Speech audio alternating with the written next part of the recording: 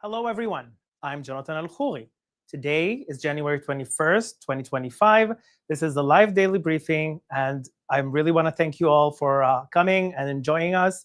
You can now start submitting your questions in the chat, and I'll answer everything that I can afterwards when we read them all. So thank you very much for tuning in, and we will begin. US President Donald Trump said that Hamas hostage ransom deal may not last. Trump was asked if he was confident the ceasefire would hold.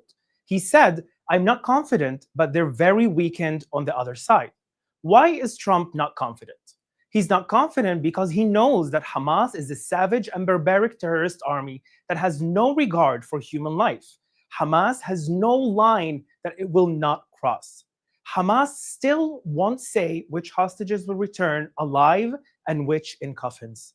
Hamas wants to use this pause in the fighting to recover. That's why Israel's prime minister said, former President Biden and President Trump agreed to back Israel in resuming military action if Hamas violates the deal. Israel needs every hostage home now. That's why Israel is paying Hamas's bloody ransom. But we know this is a bad deal, and we won't let Hamas use it to hurt us more. Also, President Trump said something else about the Hamas ransom deal. President Trump said Hamas cannot run Gaza again. Trump was asked about who would govern Gaza in the future. He said, "You certainly can't have the people that were there, most of them are dead, but they didn't exactly run it well. They run viciously and badly. You can't have that." Israel left Gaza completely in 2005. After that, Hamas ran the Gaza Strip since 2007 when they took it in a bloody coup from the Palestinian Authority. Hamas had a state. Hamas didn't build a paradise. Hamas built a hell. Hamas had billions in international funds. Instead of using it to build Gaza and infrastructure to the Gazan people, Hamas educated the death squads of October 7th. Hamas built the tunnels and brought the weapons of October 7th. Hamas wants to again run Gaza so they can get billions for another October 7th, like they promised. In Hamas's victory speech, they gloated about October 7th and again said they will destroy Israel. Hamas wants to destroy Israel. This is clear. There cannot be peace with Hamas. Hamas cannot be allowed to rule Gaza, or else Hamas will again try to murder and the ceasefire will end. As President Trump said, you can't have that. Now, let's take some questions from our audience watching live on social media. Thank you, Jonathan. Our first question comes from Instagram. What does the new Trump administration mean for UNRWA funding? Well, as far as we know, there is no additional information on the subject of the US funding UNRWA except what we already know. Trump signed an order pausing all US foreign development assistance for 90 days. Some commentators said the order would halt US aid to the scandal-plagued United Nations Relief and Works agencies. But the US has already been barred from providing aid to UNRWA for nearly a year by law. Now this could go until at least March, and we will see what will happen after that. Thank you.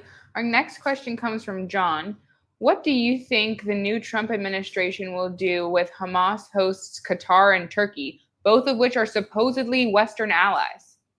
Well, thank you very much, John, for your question. We know, in effect, that Qatar has funded Hamas throughout the years and is now hosting the most head of Hamas in its territory, providing them with security, and also said lately that they're going to fund again what's happening in Gaza. This is something that we need to make sure that can't happen again, that the money that if Qatar will do support can get to the hands of Hamas itself for them to rebuild and regain power again and buy weapons in order to destroy Israel and drag us all again to war.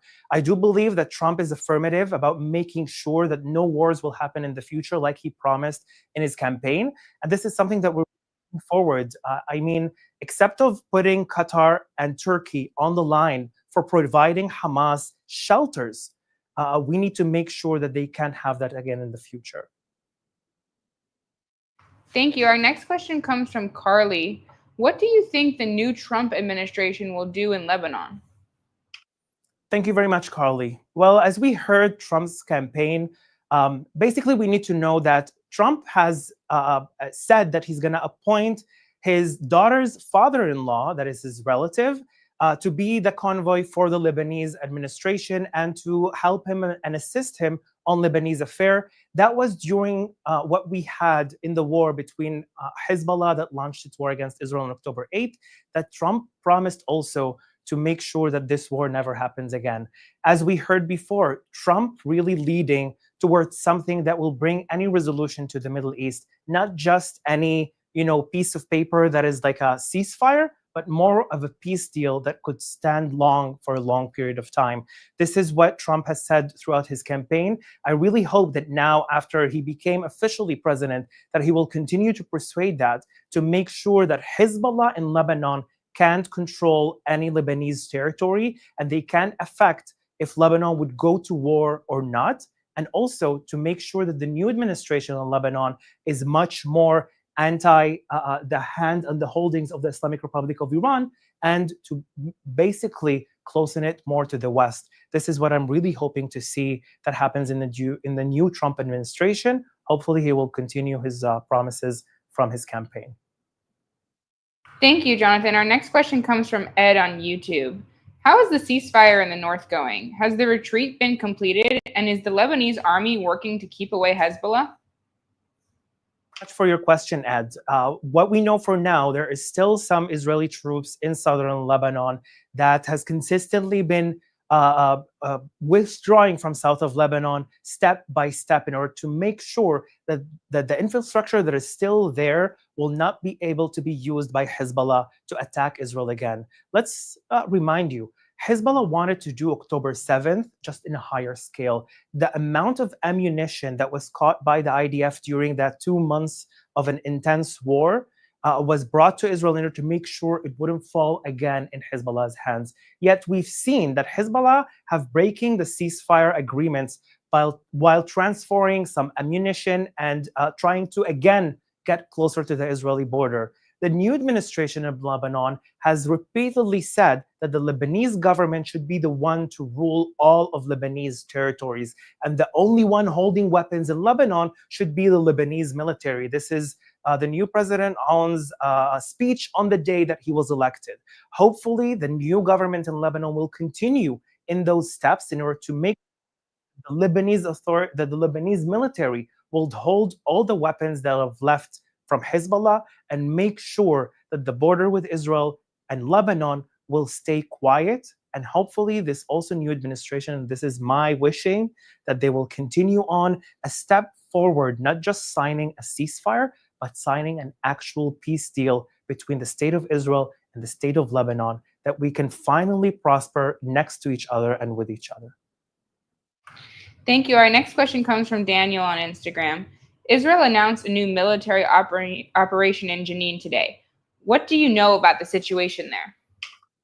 What we have been hearing about the situation in the West Bank is that Hamas, again, is trying to take holdings of territories in the West Bank. They have used the same tactics that they used against Israel while holding and hiding inside of civilian infrastructure and shooting at also the Palestinian Authority's militaries and also at the Israeli militaries from there.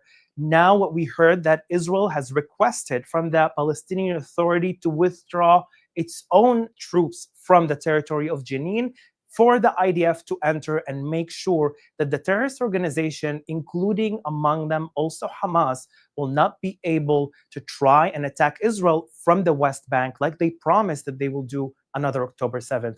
This is the latest news that we know of today, and hopefully it will end swiftly and shortly and make sure that these terrorist organizations will cease to exist for good.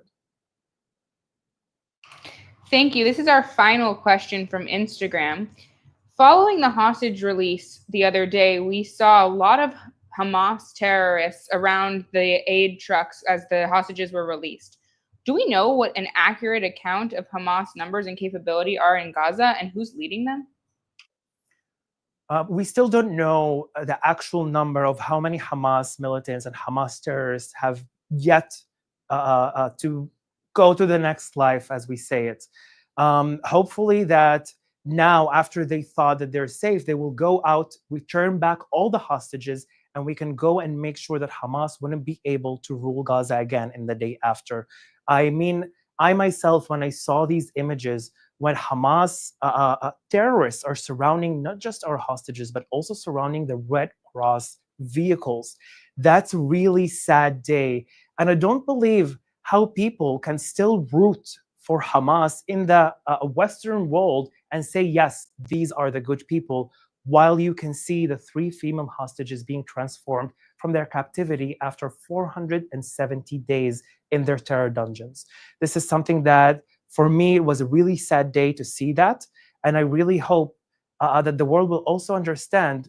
Al Jazeera published live images of Hamas terrorists going out of hospital in Gaza. You can see them going out of a school in Gaza.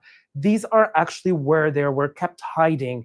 Do you need another proof to understand that this is Hamas's MO all along? This is why they dragged and kidnapped the hostages on October 7th, why they kept holding them, and why are they using human infrastructure in order to attack Israel? It's there. You just need to look at it and see it. And I really hope that the day that all of the hostages are back home, we will make sure that this is also the last day of Hamas's existence. This is not just for us Israelis, but for the entire community and the entire international community. Now, that's what we all have time for today. Thank you very much for tuning in. We will be back tomorrow at 3 p.m. Israel time, 8 a.m. East Coast time. Thank you very much for watching.